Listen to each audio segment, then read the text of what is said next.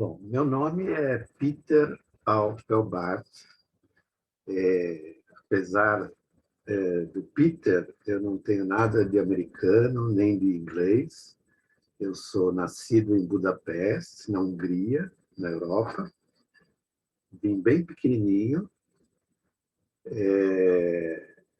e hoje em dia eu sou professor de filosofia na PUC de São Paulo. Sou membro de uma companhia teatral com vidas por um triz, digamos assim, chamada Companhia Teatral Eins, e sou editor, co-editor de uma chamada N-1 Edições. Então, essas três diferentes atividades compõem o que hoje eu considero assim uma composição múltipla e, ao mesmo tempo,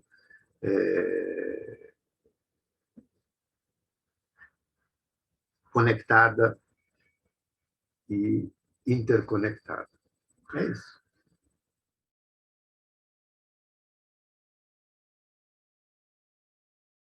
Eu venho de uma família europeia, né, que via no livro uma espécie de nutriente central, né? Era uma família, enfim, com uma cultura artística e uma cultura literária considerável. Não eram nada eruditos, mas na Europa Central, de onde eles vieram, o livro tem um papel preponderante, né? A cultura como um todo.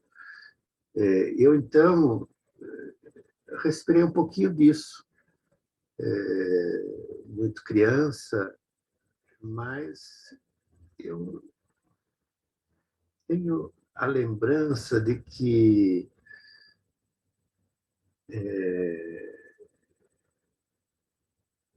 muito cedo eu passei alguns anos no internato, aqui em São Paulo, lá em Santo Amaro, e eu lembro de uma vez ter lido um livro em que tinha uma história um pouco fantástica, e que no final aparecia que tudo aquilo era um sonho. E eu me senti meio traído, assim, por uma ficção que partia de uma realidade e devagarzinho deslizava para um mundo fabuloso, e depois se revelava que aquilo era apenas um artifício narrativo. E eu lembro da minha surpresa, a sensação de ter sido manipulado. Claro, e eu lembro assim, de certas viagens em que eu ficava muito entretido com os livros, muito seduzido, eu diria mais até hipnotizado. E talvez eu tenha tido, assim, já um pouco na juventude, uma paixão mesmo por descobrir, através dos livros, o segredo do mundo. É óbvio que eu estou formulando de um jeito bem, um pouco até exagerado e com um certo patos, mas eu, de fato, aliás, eu frequentei, a partir dos 14 anos, eu diria, muito assiduamente a biblioteca Mário de Andrade. Muito assiduamente, porque eu, naquele momento, estava começando a ler um tanto de Freud, um tanto de Marx, um tanto de filosofia, E eu fui me dando com e muitos e também o setor de artes que é lá em cima, não sei se ainda é, né, mas era lá em cima assim uma sala com livros de arte maravilhosos e que eu mergulhava assim, sei lá, um livro sobre Dalí ou sobre Picasso ou o impressionismo, mas também lá na sala gigante eu estava começando a descobrir alguma coisa do marxismo e eu ficava muito empolgado porque é como se eu tivesse sendo revelado a mim uma espécie de mistério, assim ou seja, aqueles livros estavam descortinando a máquina do mundo, como é que as coisas realmente funcionavam, e não como pareciam funcionar, porque era a época ainda, obviamente, da ditadura, ou seja, estava tudo censurado, camuflado, toda a ideologia nacionalista e do milagre e tudo. Então, o livro era uma espécie de refúgio desse massacre, assim, por onde eu conseguia enxergar como dizer assim, decifrar o mundo. Então, tem muito disso, né, na literatura, como se ela desse para alguém que é adolescente e que o mundo ainda é uma coisa assim cheia de enigmas, que os livros ajudam a decifrar as situações, os contextos, as realidades, as utopias possíveis. Então, eu tenho lembrança sobretudo na minha juventude, de ter lido muito assim, tipo Dostoiévski, Kafka, literatura francesa também, que me davam planos me introduziam, né, em outros mundos que me nutriam muito. Eu acho que parte da minha formação foi através assim dessa exploração muito assim tateante e autônoma, né? Porque eu não tinha, como dizer, depois de um certo tempo eu tive que explorar por conta própria, porque eu já estava eu precisava assim uma espécie de autodidatismo. Então esse é um pedaço assim da minha relação com os livros em que ele realmente me produzia a sensação de estar decifrando e descobrindo o mundo.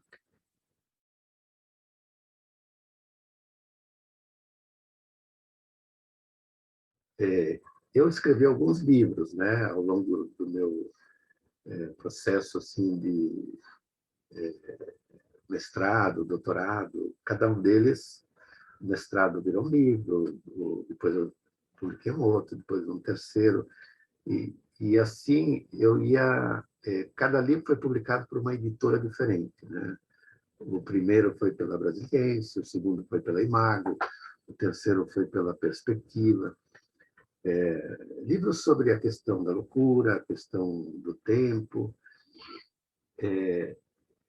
E um dos. Chegou um momento na minha trajetória assim, de autor, não é nada grandioso, simplesmente são trabalhos, né, que a gente consegue elaborar alguma questão e põe aquilo para circular.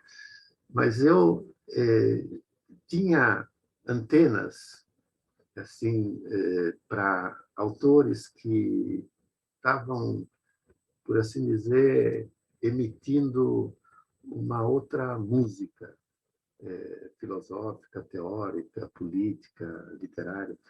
E eu sugeria isso para um outro editor. E eu achava que era importante trazer essas novas vozes E a minha frustração é ver que, quando eu ia num editor, e eu queria falar do livro, ele falava de dinheiro. E eu não queria falar de dinheiro. Aliás, até brincam, dizem, se você quiser falar de literatura, você vai conversar com um banqueiro. Ele sim vai falar de literatura, mas o editor vai falar de dinheiro. Então, era uma grande frustração para mim. Eu fiz uma tentativa de abrir uma espécie de coleção numa editora e durou muito pouco e me causou essa frustração de não poder trazer no ritmo que eu gostaria as novidades que eu sentia que estavam que podiam agregar alguma coisa para os leitores. E aí, uma vez voltando assim da Europa e eu tendo encontrado muita coisa interessante, me veio um impulso súbito assim, por que não? E eu estava numa conversa com um finlandês que era um amigo, a gente tinha uma espécie de sintonia, digamos, teórica.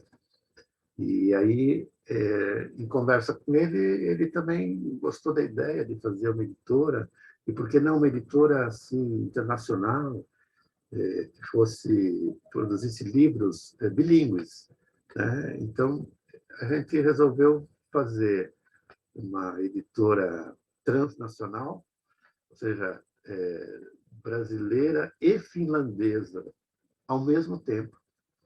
E aí eu convidei o Ricardo Muniz Fernandes, que é um produtor aqui de São Paulo e que teria assim uma visão mais pé no chão sobre produção, né? E aí nós três constituímos uma pequena sociedade e a ideia era publicar livros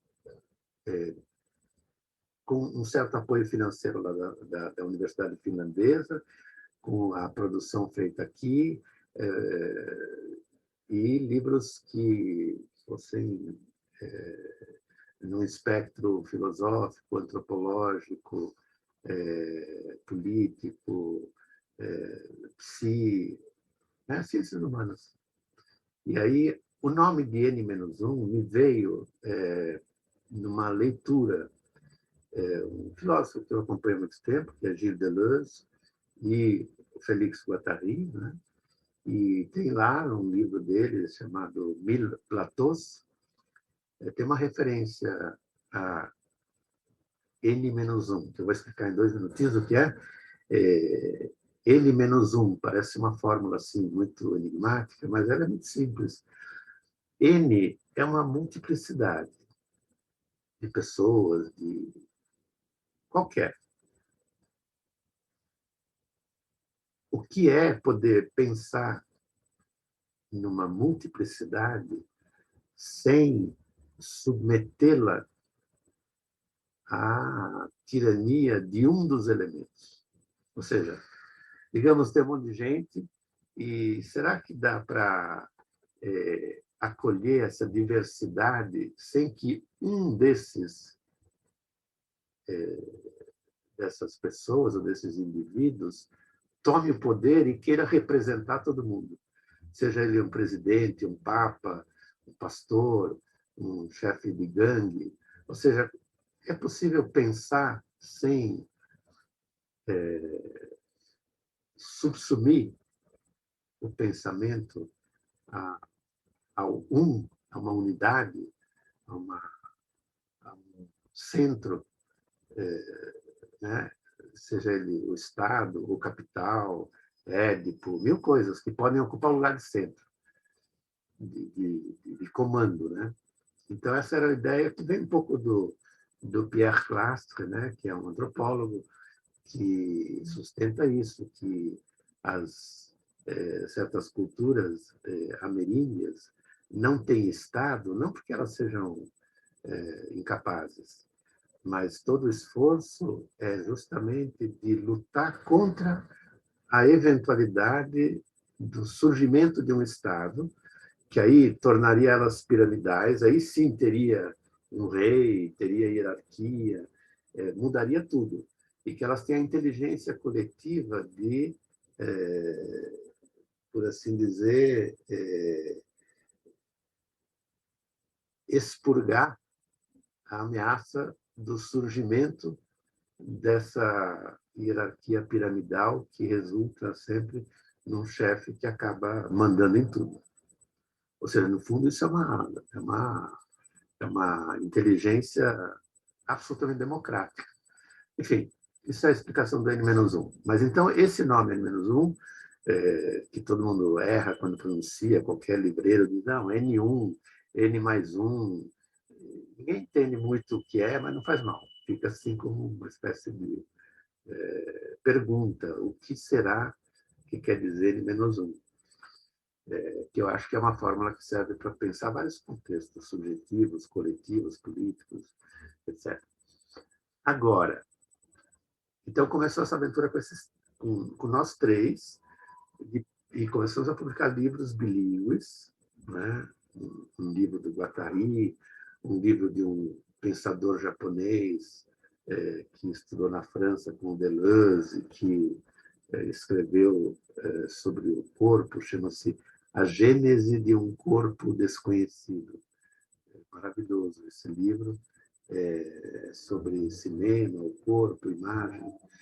Bom, e assim fomos com livros bilíngues, até que a gente acabou se entendendo um pouco com o finlandês e nos separamos e viramos uma editora apenas brasileira.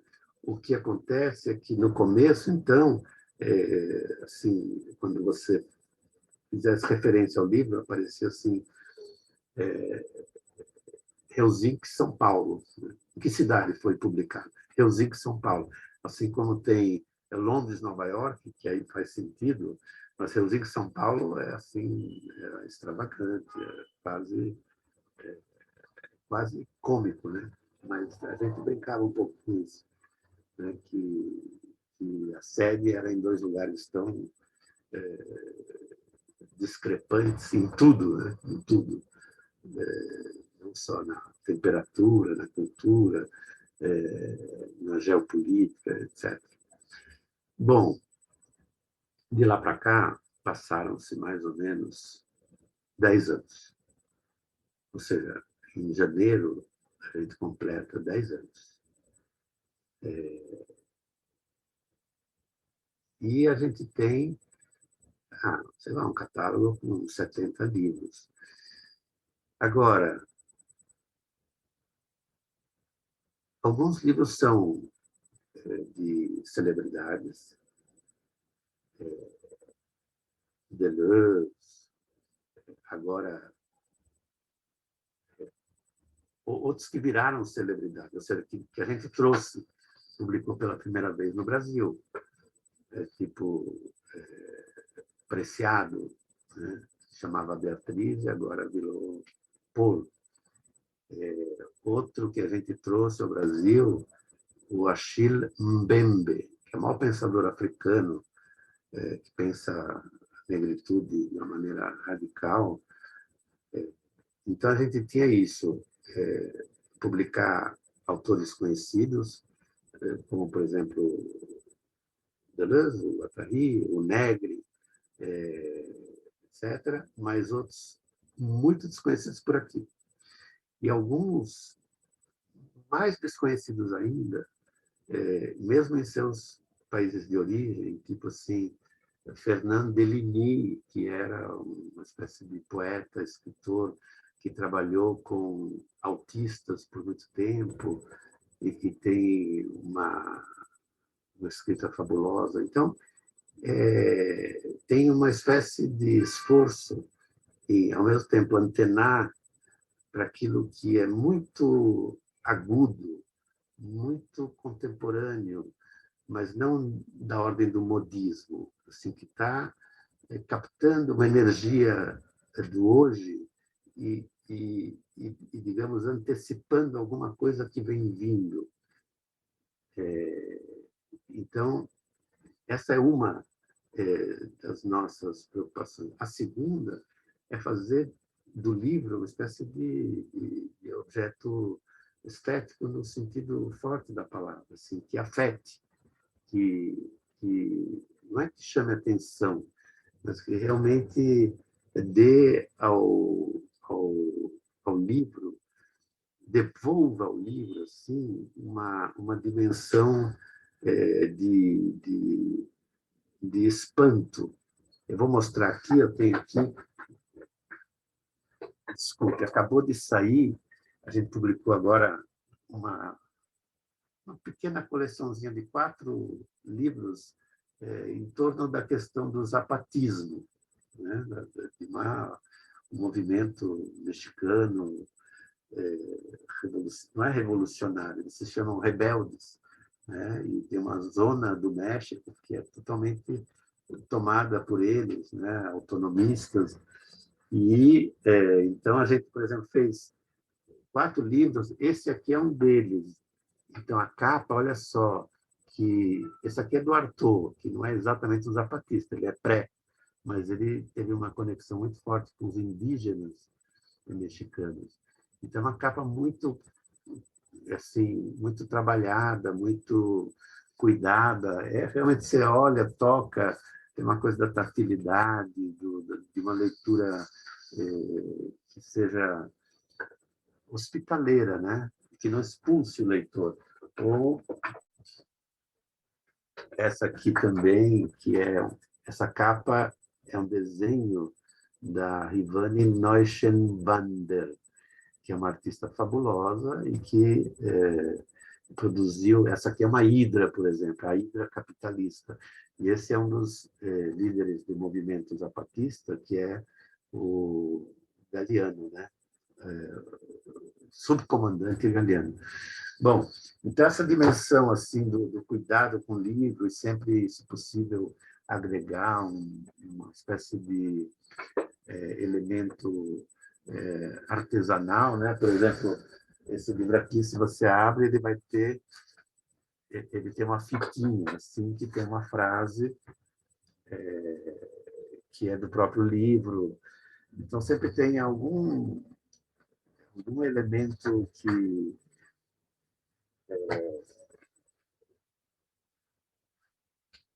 um detalhe, né?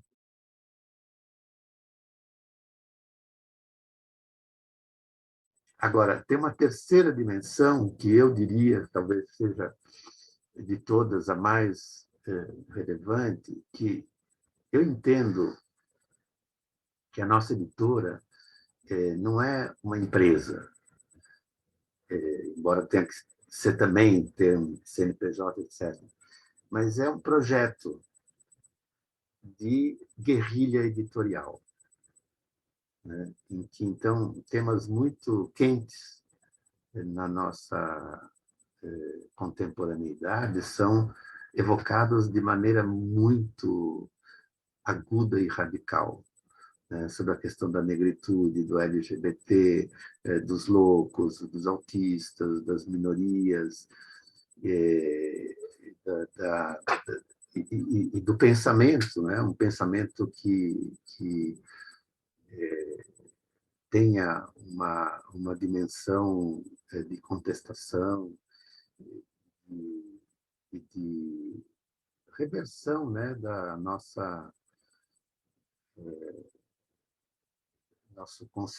conservadorismo filosófico.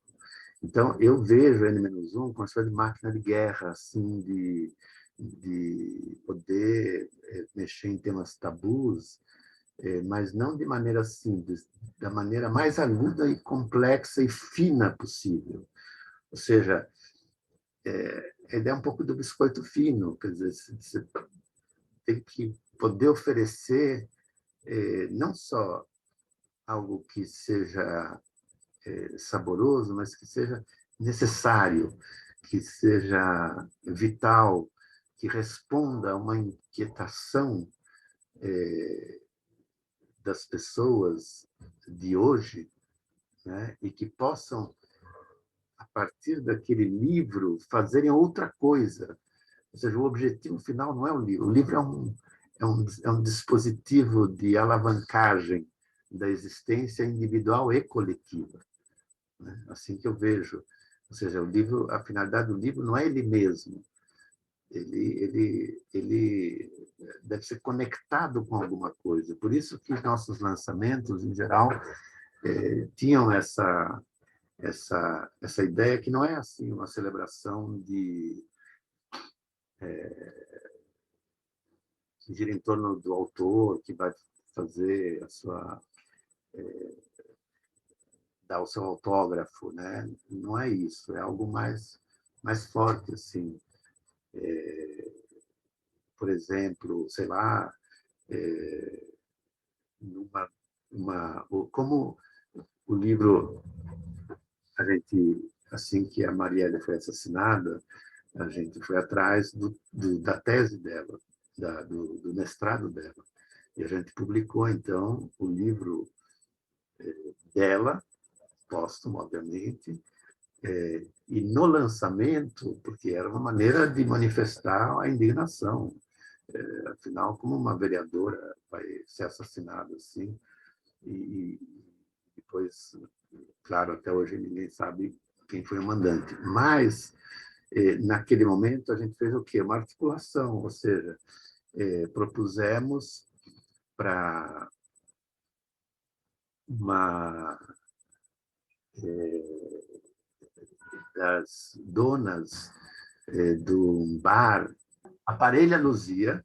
Então, a gente entrou em contato com a Érica Malunguinho, propusemos para ela fazer o lançamento ali, chamar alguns grupos de performance e, então, olha só, aquele bar estava cheio, a rua inteira cheinha, e começou com uma espécie de cantoria da Érica Malunguinho, depois ela foi transformando a cantoria numa espécie de fala política, depois a Mônica, esposa da Marielle, fez uma intervenção, depois todo mundo se concentrou na rua,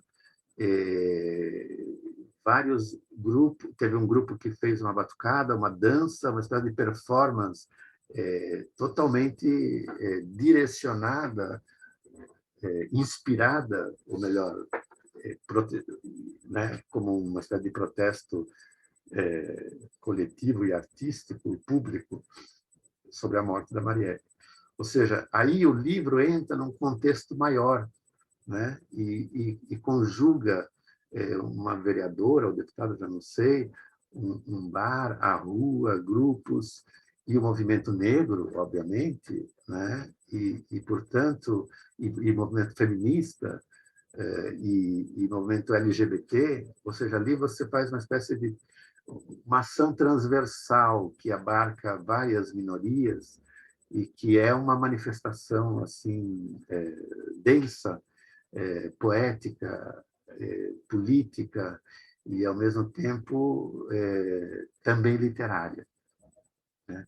Então esse é um dos 70 exemplos que a gente tem, porque para cada livro a gente bolava um lançamento singular. A gente fez na biblioteca, a gente lançou lá um cordel, porque a gente abriu uma vez o Viveiro de Castro fez uma carta aberta, uma espécie de manifesto em frente à Lerge, lá no Rio de Janeiro, chamado Os Involuntários da Pátria. E ele leu um texto maravilhoso. A partir daí, a gente teve a ideia de publicar, mas é um texto que não dá um livro, é um cordel, um livrinho, né? Como um cordel do Nordeste, mas num teor diferente, né? E aí a gente abriu essa coleção, agora veja só, já faz muitos anos, e a gente deu essa coleção o nome de Pandemia. Pandemia. Ou seja, algo que se alastra como um vírus, muito antes da nossa pandemia aqui. Mas era uma pandemia do bem, né? Quer dizer, o que pode vivificar as pessoas e não fazê-las adoecerem. E o texto do Viveiros foi o primeiro, depois era época de ocupação de escolas, né? Centenas de escolas foram ocupadas pelos alunos num protesto absolutamente legítimo contra os rumos do Ministério da Educação e toda a burocratização, e, afinal, os últimos que apitavam alguma coisa eram os próprios alunos, quando a escola deveria ser a casa deles, e eles deveriam poder, ao invés de ser um burocrata de ministério qualquer, que com uma canetada acaba com o currículo ou inventa o que ele quiser, quem deveria ser consultado são os alunos. Então, eles tiveram essa sensibilidade ocupando as escolas, e eu fui numa das ocupações, na Escola Fernão Dias Pais, convidaram a Marlena Chauí e a mim para uma reunião com os alunos, e então eu li um texto, uma carta aos estudantes, eu acho, já nem lembro, aos secundaristas. Carta aberta aos secundaristas. Isso virou o segundo cordel. E assim fomos fazendo vários textos, assim, captados de todas as situações, e aí a gente fazia um box, né, uma caixa com 10, e punha para vender, para rodar, mas também a gente usou muitos cordéis para fazer uma espécie, como o cordel é muito barato, né? Por R$ 5 você compra um cordel, ou por 3, já não lembro. A gente foi usando em manifestações. Por exemplo, teve uma manifestação contra o impeachment no Largo do Aroche, que aí tinha uma moça com um carrinho de feira vendendo os cordéis, né? Ou tinha crianças até que vieram e que estavam vendendo, ajudando a vender os cordéis, que era uma maneira de fazer circular pensamentos muito agudos, em poucas páginas, num formato que você enfia no bolso, e depois você lê, você dá para alguém, você faz circular o pensamento, as ideias, os estímulos, né? Aí você vê que aí a gente conseguiu como dizer, um público para algo que fosse muito forte, muito curto e muito barato. Uma maneira de ampliar a circulação da leitura, né?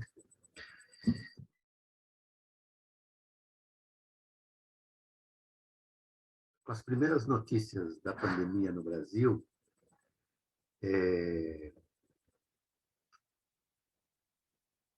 nós ficamos muito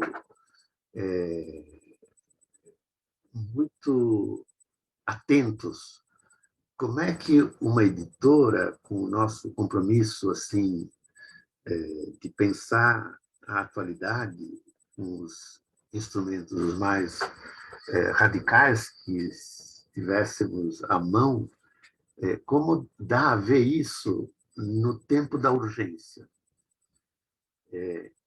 E eu lembro que o primeiro texto que a gente... Porque a gente tem um site, e o site pode ser uma plataforma, que não precisa esperar propriamente a publicação de um livro inteiro sobre a pandemia, mas naquele momento parecia que havia uma total perplexidade, ninguém entendia do que se tratava, mas tinha uma voracidade, uma sede imensa de poder pensar aquele momento, pensar aquele estupor, né, de que, de repente, parte do mundo parou, né, devastado por algo desconhecido e sem saber como aquilo poderia prosseguir, afetar a vida, etc. E eu lembro de ter lido um texto do José Gil, que é um filósofo português, especialista em Fernando Pessoa, mas também em Deleuze, mas também em literatura, etc. Eu li um texto muito, muito bom dele, chamado O Medo. E resolvemos, então, publicar esse texto no nosso site, e demos a ele, ao site, depois de alguns dias em que a gente conseguiu publicar outras coisas, o nome de pandemia. Já era uma coisa que a gente já tinha no nosso vocabulário, mas aí tinha que ser uma pandemia crítica, ou seja, a pandemia de ideias que pudessem fazer a crítica do presente e enxergá-lo de maneira diferenciada. E aí eu entrei assim numa espécie de estado muito febril, porque não parava de ler coisas interessantíssimas escritas pelos mais diversos pensadores, vários que a gente já tinha publicado, outros que eu nem conhecia, muitos franceses, italianos, o Bifo, por exemplo, né? O Franco Berardi, escrevia coisas muito interessantes, né? Mas também muitos outros. E a gente fez, então, uma espécie de... montou um dispositivo muito simples, ou seja, a cada dia a gente ia publicar um texto. Veio, assim, uma necessidade de responder a uma urgência que eu enxergava cada vez mais alastrada.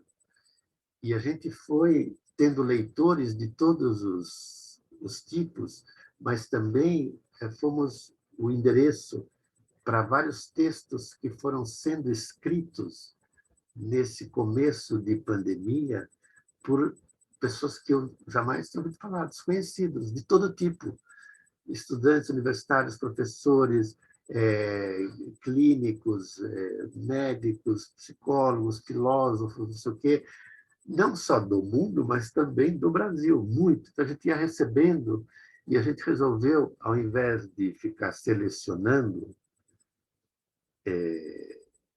esse é conhecido, esse não, esse é ótimo, esse é médio. Não, a gente resolveu publicar tudo, tudo, com exceção de coisas assim, muito não ilegíveis.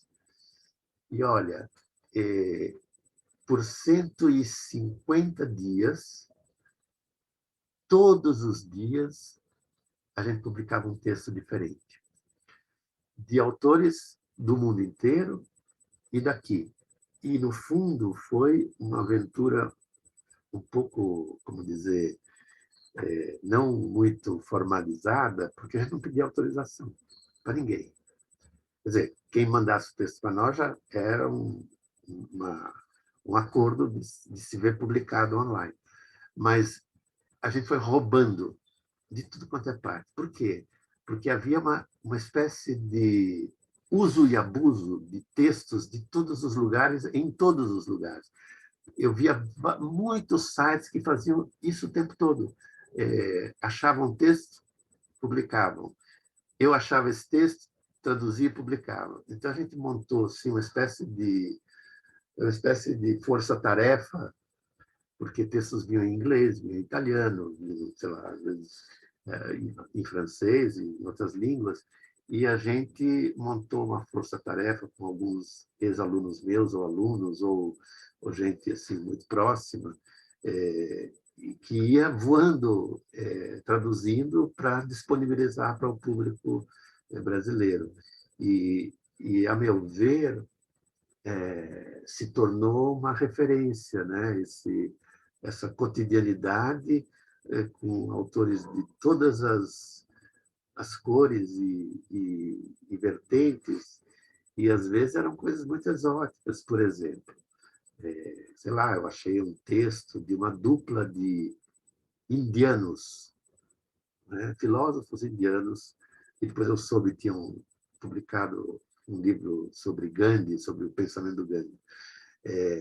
Mas eles estavam tentando pensar o isolamento durante a pandemia a partir da experiência que eles, na Índia, têm do isolamento entre as castas. Se alguém entendia de isolamento, eram eles, né? Então, faziam a ponte com a tradição da Índia e toda aquela desqualificação de certas castas, e que tipo de discriminações poderiam surgir através dessa decisão de certos governos, né, de lockdown, etc. Claro que o Brasil tinha uma política absolutamente negacionista desde o início. E muitos dos textos são uma crítica muito áspera, né, e muito cáustica dessa negligência do governo brasileiro. Mas tinha de tudo, né? Também tinha análises do tipo em que medida certos países usavam a pandemia para sofisticar os seus sistemas de controle, de monitoramento, de reconhecimento facial, de polícia, né? Ou seja, finalmente a gente se perguntou, o ciclo tinha terminado, mais ou menos, de textos online, e aí a gente quis fazer uma publicação, propomos para o SESC, eles aceitaram a proposta de financiar a impressão, e o resultado vai sair daqui 1, 2 semanas, quando esse programa for ao ar, já vai estar circulando, e chama simplesmente Pandemia Crítica, tem 120 diferentes autores do mundo inteiro, e tem 1.000 páginas ao todo, em 2 volumes, 500 cada um. Então, acho que é um documento em forma de livro que vai dar testemunho de um momento de, de crise civilizacional, digamos assim, onde ninguém ainda tem uma perspectiva histórica, ou seja, é de dentro do acontecimento que todo mundo está falando. E é isso que nos interessou, o que é, no calor de um acontecimento planetário assustador e completamente desconhecido, ver como é que vão surgindo embriões de pensamento, de análise, de diários, de poemas, de como lidar com uma situação desconhecida. E esse livro, a meu ver, é fruto, então, dessa espécie de plataforma, né, que foi criada dentro de uma espécie de dentro de uma espécie de catástrofe, que dá a ver o esforço de lidar com ela.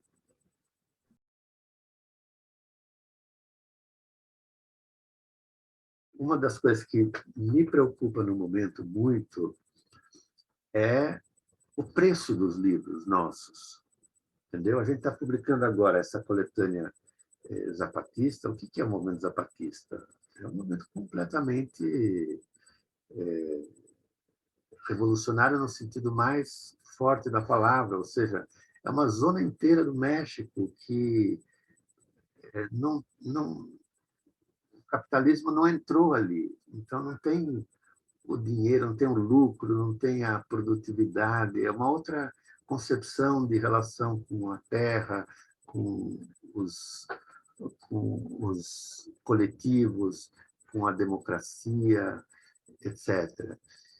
E aí a gente está publicando isso, e são livros que não deveriam ficar dentro dessa nossa bolha universitária, burguesa, artístico, assim, elite.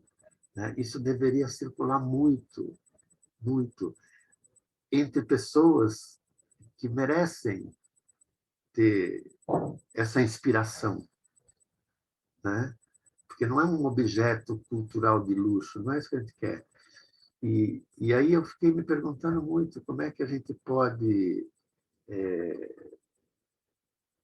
ao mesmo tempo, sobreviver como para poder publicar mais livros e ao mesmo tempo, socializar, né, para que isso seja acessível. Então, claro que isso é do nosso ponto de vista. Como é que a gente vai conseguir, sei lá, a gente pensou uma cota de X% dos livros vão ser enviados, desses aqui, são 4, né,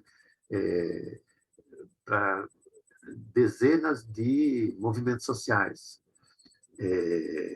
de todo tipo, que existem Brasil afora, para eles terem acesso a esse tipo de leitura. Mas o problema é muito mais, né, amplo, geral, e se você me pergunta como, eu não tenho ideia como fazer isso sem que haja uma política voltada. Esse governo é contra a cultura, é contra os livros, é contra a leitura, é contra o pensamento, ou seja, nesse contexto, é muito difícil de levar esse combate, mas tanto mais necessário.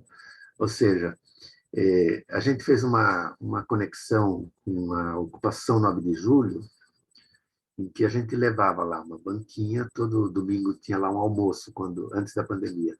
A gente abria uma banquinha ali com o acordo deles, colocava os nossos livros à disposição, mas a gente montou ali um pequeno dispositivo que era o seguinte: a cada mês a gente publicava um livrinho ainda menor do que o Cordel, que é uma coleção chamada A Céu Aberto, que algum autor escrevesse um conto ou nos disponibilizasse um conto, a gente imprimia, e esse autor ia lá, na ocupação 9 de julho, fazer a leitura pública desse conto para tanto moradores da ocupação quanto pessoas que vinham para almoçar, ou amigos, etc. E a gente tem, sei lá, uns 15 publicações de contos, assim, minúsculas, a céu aberto, e aí eu acho que era uma maneira de tentar sair da bolha, socializar, e com a presença do autor. Então, por exemplo, sei lá, veio Marilene Felinto, né, que é uma super escritora, leu um conto maravilhoso e depois conversou com as pessoas a respeito do conto, da escrita, da literatura, da vida dela, ela, mulher negra, lésbica, como é que podia dar voz a isso tudo através da escrita e poder atingir pessoas e mobilizar, né? E em vários momentos estava a líder também da ocupação. Então tem assim, o que a gente consegue na nossa diminuta esfera é fazer essas conexões com iniciativas que já existem muito próximas assim em movimentos sociais e outras coisas do tipo, e, e, e inventar também um tipo de texto, não é? Um dispositivo que acolhe um certo tipo de texto, sejam contos simples, sejam pequenos manifestos, que também ajudam um pouco a fazer circular, ou melhor, incentivar, né, o hábito da leitura, porque a leitura é uma liberação, né? A leitura, a meu ver, é um modo de poder levantar voo,